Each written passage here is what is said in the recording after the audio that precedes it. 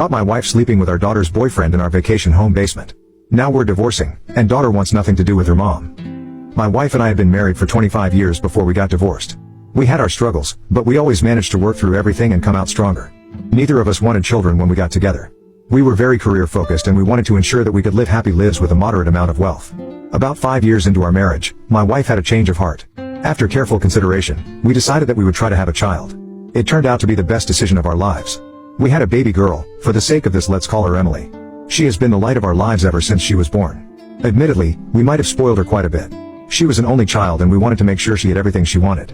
That being said, she still had responsibilities that she had to take care of before she got things. When Emily moved away for college, it was one of the hardest days of our lives.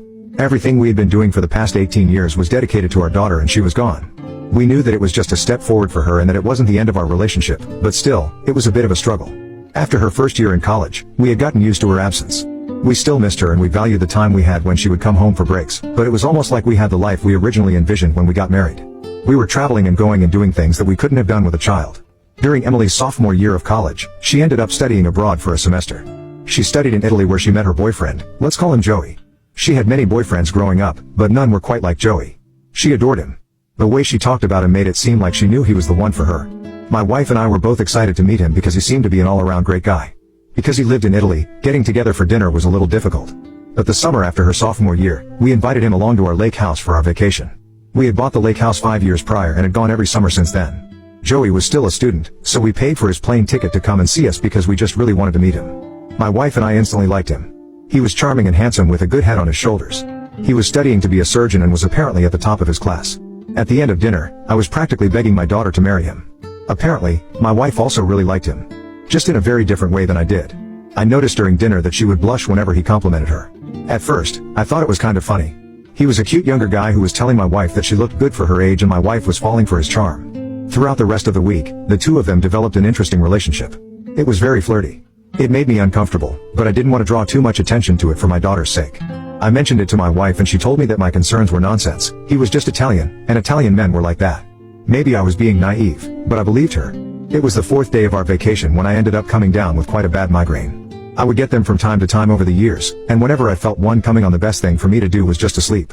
All the time in the sun was really not helping keep it away, so I took off early from an outing to go home. They don't usually take too long to clear up as long as I can get some decent rest.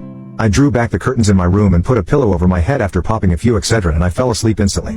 I woke up hours later, completely unaware of what time it even was. Thankfully, my migraine was gone. Even though my migraine was gone, I was starving. I looked at the clock and saw that it was a little after midnight, so I tiptoed through the house to make a sandwich in the kitchen. My wife wasn't in bed when I left, though I figured she might have just passed out in a guest room or on the couch to avoid waking me. I wasn't too concerned with that. I walked by my daughter's room and saw that she was in bed asleep.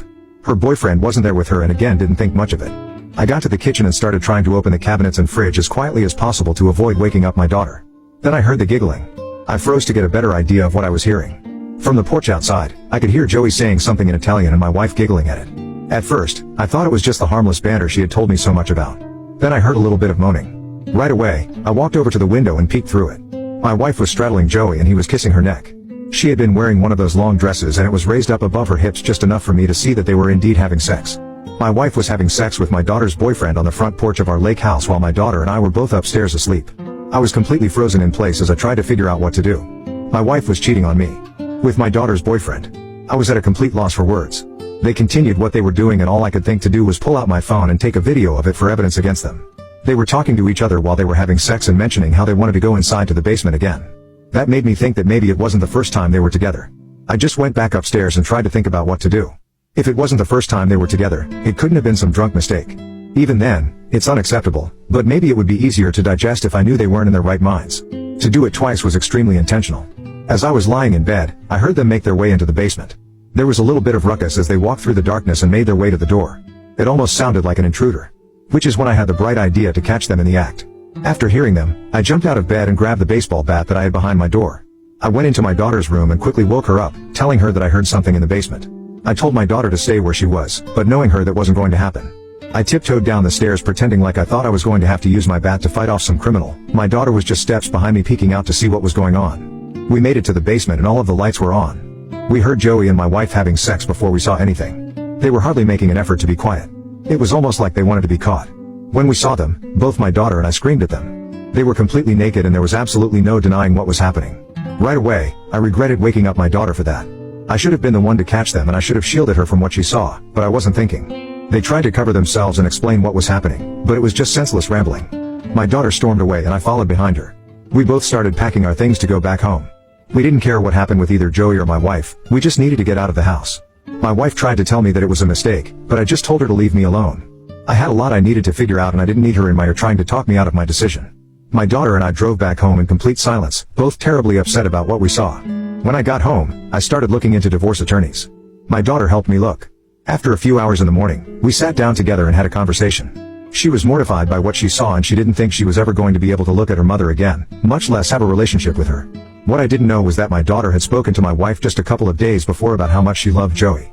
They had been talking about marriage and she thought it was a possibility for her. They had been considering marriage after she graduated. I was heartbroken for my daughter and completely furious with my wife. Cheating is never okay, but cheating with your own daughter's partner is disgusting. I went through with the divorce. My wife and I both worked and we split all of the bills evenly for everything, so in the divorce everything was evenly divided. To this day, my daughter doesn't talk to her mother. What she did was completely unforgivable and I can't blame her one bit for avoiding her.